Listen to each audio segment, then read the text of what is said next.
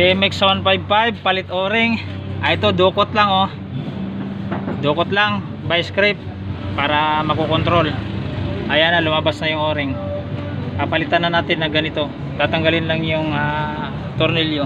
Hindi pwedeng iikot to dahil pag nagkabaliktad, pag nagkabaliktad kasi ito, merong facing ito. Ang facing na to, ganyan dapat. Hindi mo pwedeng iikot pa ganon.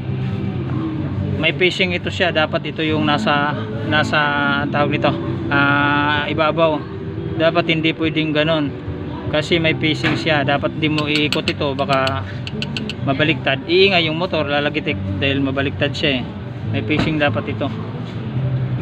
Okay, ipalit ko na ay ano ko na. Ayan tapos na. Ayan tapos na. Nalagyan na ng o-ring. Ito napitpit. Kaya siguro tumagas. Sumobra yata yung ano. Ang tawag nito, teflon, kaya ganito.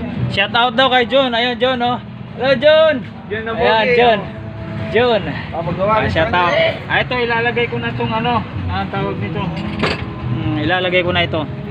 Ayan, yung tungi. Wala tayong binaklas. Magneto lang, yung takip ng magneto para i-timing natin. O yan, ilalagay na natin. Hanggang dito na lang. Salamat sa panonood. Babu! Ano? Ikaw lang nanonood.